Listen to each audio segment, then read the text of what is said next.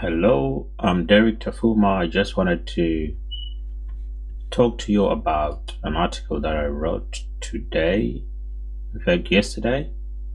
Posted it on my website, derektafuma.com. So, the article, I gave it the title, Do You Feel Like Quitting Social Media? And I've written this article because I noticed that a lot of my friends were either contemplating leaving social media altogether or scaling down. And now that we've got the New Year's coming up, a lot of people are beginning to think about a New Year's resolution in which they'll either quit social media, scale it down, or come up with some kind of social media presence, some kind of policy, some kind of strategy. So one of the things that make most people want to quit is the time that they spend on social media, especially with WhatsApp. I've seen a few of my friends really struggling to keep up with all the groups that they are in, and some people tell you that it's not easy to leave a group where a friend has actually invited you and you feel this obligation to be there for the sake of your friend. But there's always the time wasting, which is quite unbearable for most people. So a lot of people would be thinking about leaving. In fact, in South Korea, there is addiction of video gaming to the extent that they actually have summer camps in which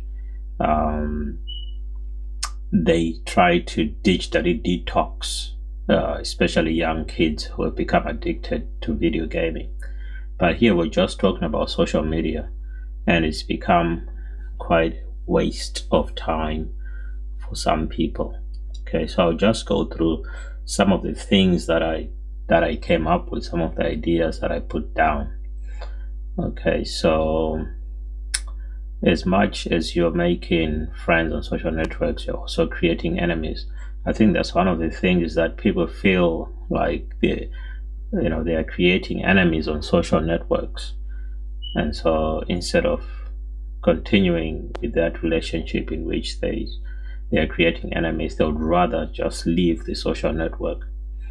Okay, because there are people who just create a spook account, a fake account, just so that they can insult those people they disagree with, and it's people they know, but because they can't insult them as themselves, then they set up this spook account to insult other people.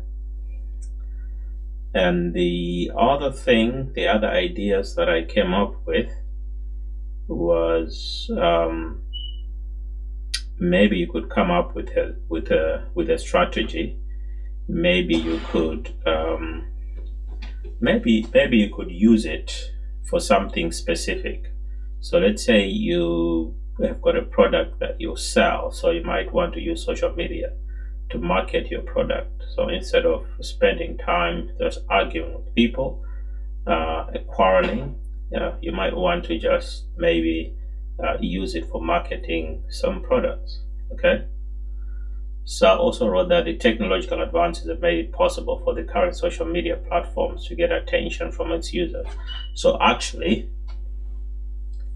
social media, okay, has made it possible for users like you and me, okay, to really give social media the attention, okay.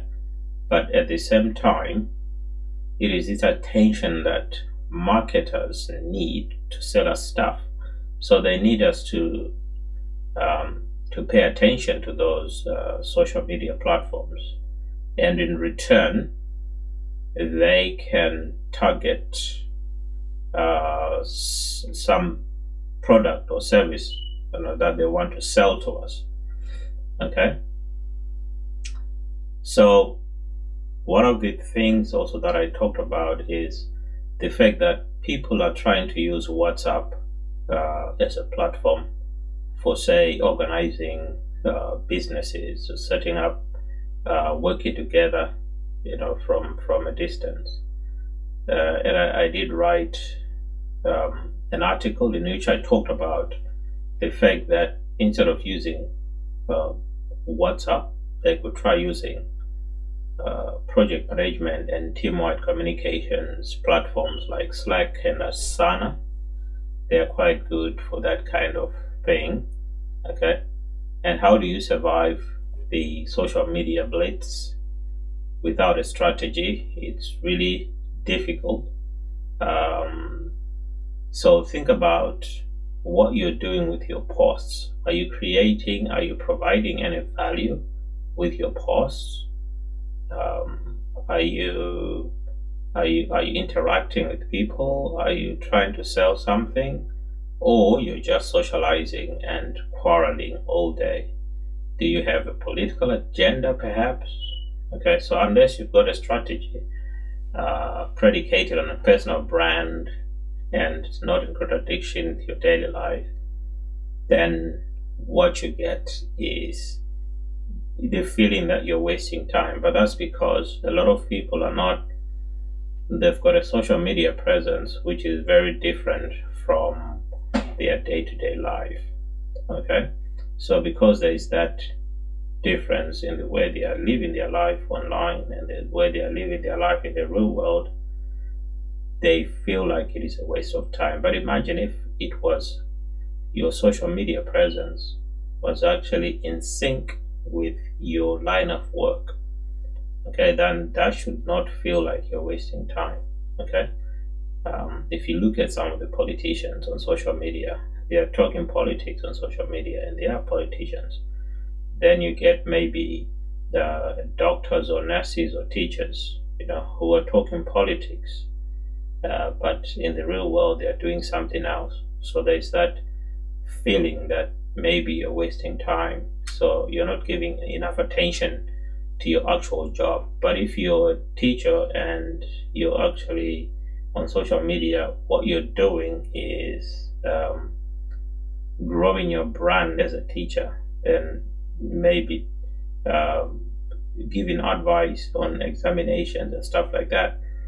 So then it doesn't feel like you're wasting time. Okay, most people are spending their time on social media, and the reason being that the mobile smartphones that we have today have actually made it possible for people to be constantly connected to their social media platforms. Okay, so that has become the place where people are spending more time instead of maybe watching television like we did in the past or listening to the radio like we did in the past. Now we are on social media more than on other more traditional ways of communications. So it only makes sense that advertisers are going to target those very social platforms. Okay, if you look at Facebook has not always had advertising. Twitter has not always had advertising, but they wait for the critical mass, for the number of people to grow, for the interactions to grow. Then they build a digital profile of each user, and then they use that information to sell to advertisers so that they can provide targeted advertising to the users of the platforms, which normally discourages a lot of people from carrying on with a certain social media platform and maybe move on to another one. Okay, we've seen it with Facebook. Facebook, when it started, was just a platform for teenagers. Okay, then as time went on, advertising started coming in, and eventually the teenagers moved to new platforms when the adults started populating platforms like Facebook.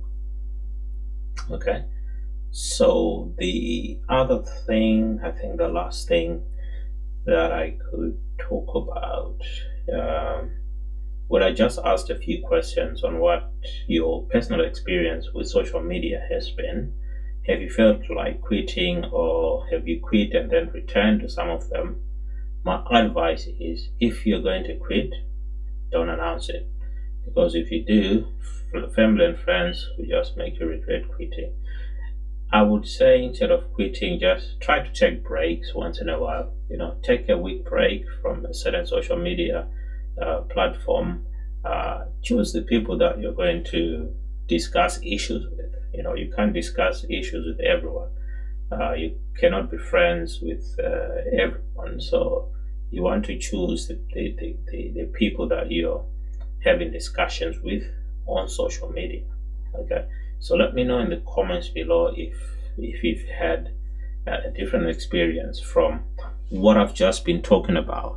Okay, but just bear in mind that these social media platforms really not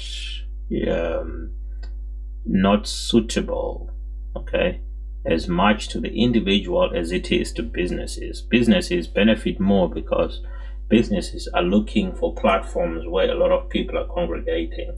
So where there's a lot of people, there's an opportunity to sell a product or a service.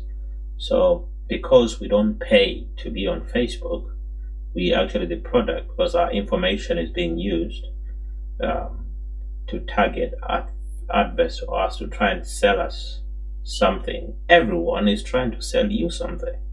Okay, so I will see you in the next video, where I try to talk about some of the posts or the blog posts that I would have posted on my website. My website is DerrickTafuma.com. So I'll see you in the next video. Thank you for watching.